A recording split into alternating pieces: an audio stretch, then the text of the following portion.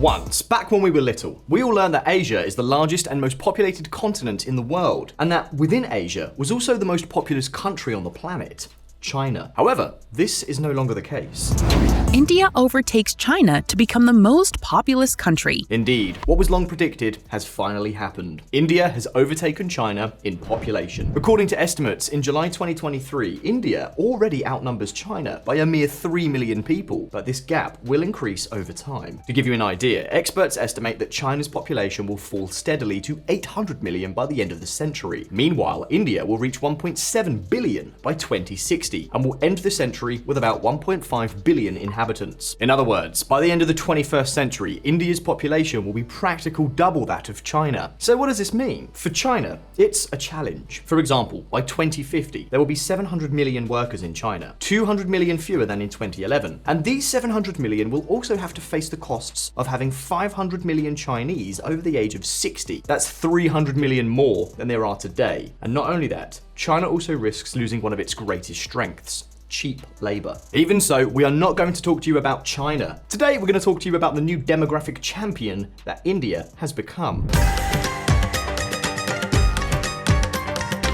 A country that is still very poor and still has a long way to go to match China in terms of economic productivity or standard of living. And the question is, why is that? Well, we could highlight many factors: excessive bureaucracy, aggressive protectionism, the caste system we recently told you about, and also its chronic inability to develop one crucial factor for economic development: having robust infrastructure, which is precisely what we're going to dedicate this video to. But VisualPolitik viewers, how did India get here? How is Narendra Modi dealing with the challenge of a chronic lack of infrastructure? Could India become the next global manufacturing epicenter? Which industry could put Xi Jinping's geopolitical plans in check? We will answer all of these questions, but first, let's look at a bit of history. And by the way, if you want to discover a unique kind of content here on YouTube, literally changing the world for the better, stay watching until the end of this video. There, we have a special recommendation from our friends at Planet Wild that you shouldn't miss.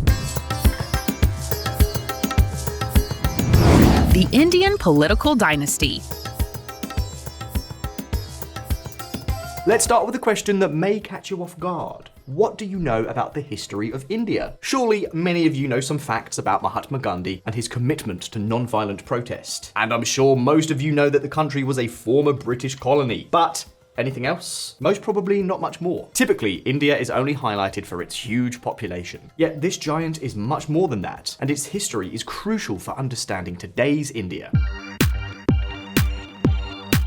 Well, given that its independence from the British Empire happened in 1947 under the leadership of Gandhi, India is a relatively young federal state. From the very beginning, it had to face a very unproductive economic scenario based on subsistence agriculture. Up to 70% of the population lived on subsistence farming. However, after Gandhi's assassination in 1948, his companion and leading independence figure, Jawaharlal Nehru, came to power and India began its path to economic development. India's new Prime Minister began to run the economy from within the state, and in 1951 created the country's first 5-year plan. This plan nationalized mining, the energy sector, and heavy industry. All of these were classified as strategic sectors. A strict licensing system was also implemented, which increased the bureaucracy to an excessive degree. All this meant that during his term of office, which lasted until 1964, the economy barely managed to grow by 2.5%. This was insufficient to put an end to chronic unemployment, poverty, and malnutrition. Later, with the death of Nehru in 1964 and that of his successor, Lal Bahadur Shastri, in 1966, came another of the most important figures in the country's history, Indira Gandhi. No, she is not the daughter of Mahatma, but of Nehru himself.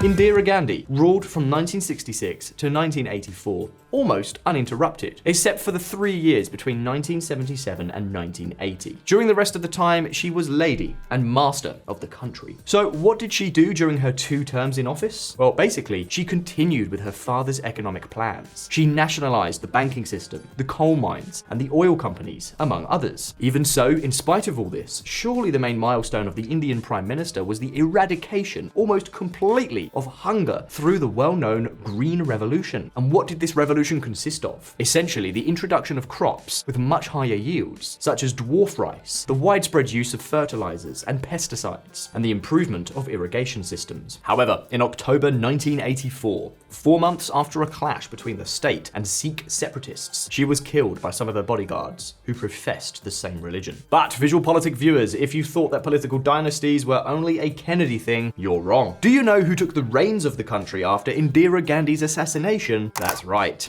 her son, Rajiv Gandhi. And what exactly did he do? He didn't really change too many things. He continued the legacy of his mother and grandfather. It turned out, however, that India managed to grow above 3% during the 1980s, and it even had some reasonably good years. The development, given the country's poverty level, was nothing special, but apparently not a disaster either. Nevertheless, the problem was that this growth had a catch to it. For years, India grew thanks to debt, and as happened in Latin America in the early 1980s, India suffered a financial crisis in 1990. It was then that, in 1991, under the leadership of Prime Minister Narasimha Rao, India began to open up to the world. Bureaucracy was drastically reduced by eliminating much of Nehru's licensing system. Tariffs were lowered, and currency reserves eventually grew from $3 billion in 1991 to $25 billion in 1995. Even so, India still lacked something that would consolidate and expand its economic growth, something that neighboring China was already developing: infrastructure. Well, thus began the infrastructure drive in this Asian subcontinent. Pay close attention. Make in India. A country needs infrastructure. Without roads, power plants, or technology, it is difficult for a country to prosper in the 21st century. That's why countries in Africa are working so hard with China, because the Asian giant is providing them with loans and assistance for building all the basic infrastructure that is essential for development. In India, Prime Minister Atal Bihari Vajpayee became aware of all this in 1998, and therefore launched the famous Golden Quadrilateral Project. It's a project that connects by road 4 of the country's main cities: New Delhi in the north, Kolkata in the east, Chennai in the south, and Bombay in the west, all with a view to improving economic exchanges within the country. But of course, this momentum did not stop there. His successor, Manmohan Singh, who came to power in 2004, promoted the construction of corridors dedicated to rail freight. In fact, it made these the main focus of the 2007 to 2012 5-year plan. And today, 2 of these corridors are already in operation. The Western Corridor, which is 1,500 kilometers long, that's 932 miles, and the Eastern Corridor, which is the longest. The 1,900 kilometer or 1,180 mile long corridor runs from Ludhiana, the most populous city in Punjab, to Dankuni, which is part of the Kolkata metropolitan area. However, in spite of all this, the truth is that progress was still slow. And of course, in such a densely populated country with extraordinarily large cities, you can imagine what a huge problem that is. Congested roads, crowded trains running at extremely slow speeds, power cuts, problems with delivery times of goods, and so on and so forth. Well, it was then, suddenly in 2014, when one particular figure who we have already told you about on this channel burst into Indian national politics: Narendra Modi. In other videos, we've already talked about how Modi is managing the country. Complaints about the violation of human rights are constant, and many of his economic promises came to practically nothing. Yet he is still a very popular politician in the country. And one of his great efforts in particular has been, and continues to be, to improve infrastructure. And not like his predecessors, but on a massive scale. All under one initiative, the Make in India initiative.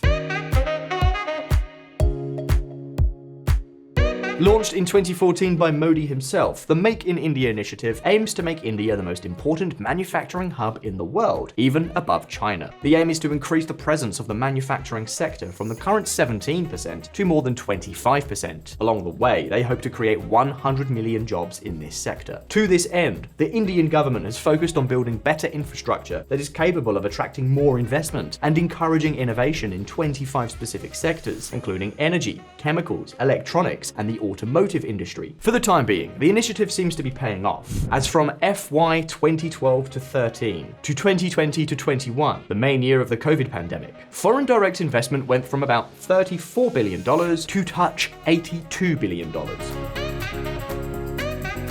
During this time, Modi has pushed for the construction of more than 10,000 kilometers or 6,200 miles of new highways every year. More than 45 new civil airports have been built and dozens more are under construction. New ports, new metro transport systems, and also thousands and thousands of kilometers of new railroads have been developed across the country. The aim is to also achieve one crucial objective: to reduce the country's logistics costs, which currently stand at 14% of GDP, to less than 8% of GDP by 2030. Efficient infrastructure is absolutely key to the competitiveness of the industrial sector. You see, VisualPolitik community, Modi has set the wheels in motion for India to try to overtake China, not only in population, but also in manufacturing. That is his big goal. So for the Indian Prime Minister, the race has only just begun.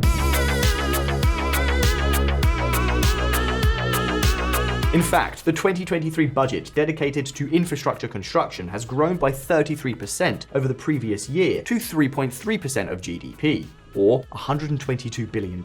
In addition, they have also decided to extend interest-free loans to 50 years for all state governments that want to invest in infrastructure. And not only that, investment in artificial intelligence, especially for its incorporation into education, is also one of its fundamental axes. Not surprisingly, they will continue to invest in the freight corridors, both in the two that are almost finished and are now operating at almost 100%, as well as in 3 other projects that have already been approved. Yet, despite all the infrastructure construction, there is one problem that could drive investment away from India.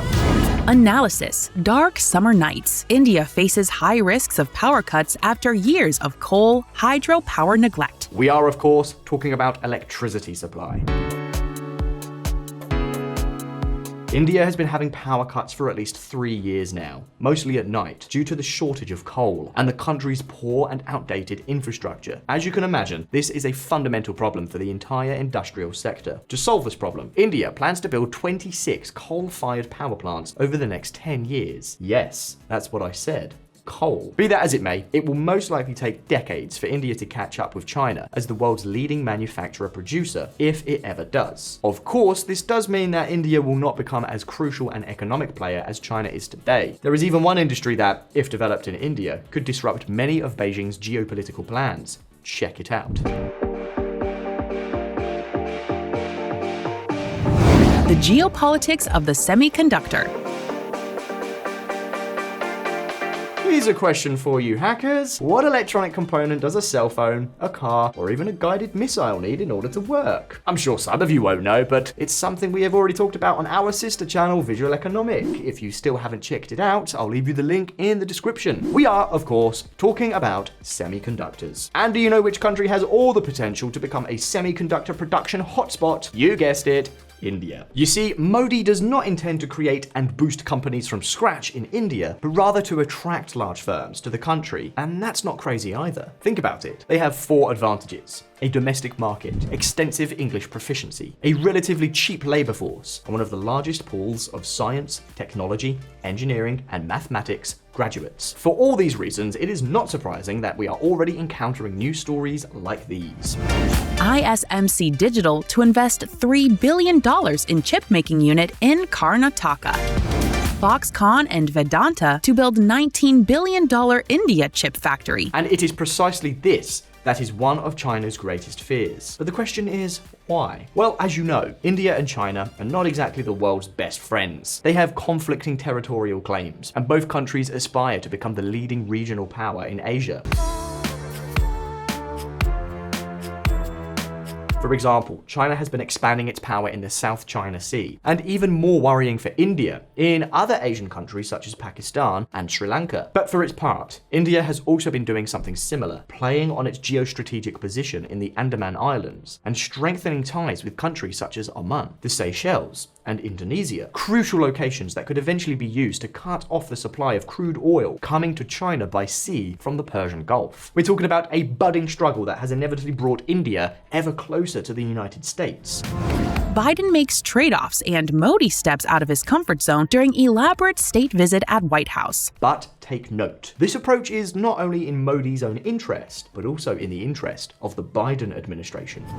The United States needs India as a strategic partner to balance against China in both South Asia and the Indo-Pacific, and India needs the United States as it develops a more prosperous, greener future. Caroline Gray, analyst, Eurasia Group, 2023. We're talking about an alliance that Washington considers absolutely key for containing China, not only because of the enormous economic and political influence that India will acquire in the coming years and decades, or because this country could be a natural alternative to the dependence that the Western world has developed towards Chinese factories, but also for another very simple reason: Taiwan's geopolitical vulnerability. And you may be wondering, what does Taiwan have to do with this? Well, a lot. Remember that Taiwan is the world's largest semiconductor producer. If Taiwanese production were to come to a sudden halt due to a possible Chinese invasion, the world would panic, and perhaps a major part of the economy would also come to a halt. Semiconductors are crucial to industry around the world. Precisely for this reason, the United States is investing heavily in this industry. For example, in August last year, it passed legislation that included an investment of more than $50 billion to strengthen its own semiconductor production. They're also pushing for Taiwanese companies such as TSMC to move part of their operations there. TSMC to up Arizona investment to $40 billion with second semiconductor chip plant. Today, the United States produces about 12% of all semiconductors in the world, far behind Taiwan, an island that also produces the vast majority of the world's most advanced semiconductors.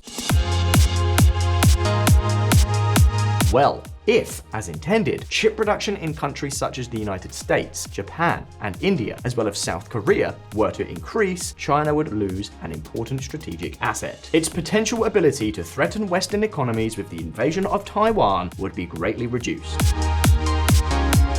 And not only that, if India manages to position itself in this field, that would probably also encourage many technology companies to relocate their current production from China to India. And as you can see in this whole story, infrastructure is absolutely crucial. India needs to connect to the world and make its economy agile and affordable. It needs professionals and goods to be able to move quickly and cheaply, and it also needs to ensure an abundant and competitive power supply. And now, having come this far, the questions are over to you. Do you think that India will also manage to overtake China economically, become a major semiconductor producer, and reduce the risk posed by China? You can leave us your answers in the comments. As promised, we now recommend to you a nature protection channel that we fully embrace. Planet Wild is unique because it shows you how we can protect nature in simply spectacular and educational videos. Planet Wild is a global community of people that want to give back to nature by funding frontline nature protection work where it has a huge impact. You can also join their fast-growing community if you feel that we should do something to protect our planet. We are already part of this community because we support this revolutionary way to generate a truly positive impact on our environment. In their videos, you will learn a lot about nature while seeing what Planet Wild does every month to protect it. I recommend watching one of these videos in which they're restoring a river ecosystem after millions of fish died there in an ecological disaster, or saving one of the cutest birds from the brink of extinction. Now, go and check them out and see for yourself. Take care, see you next time.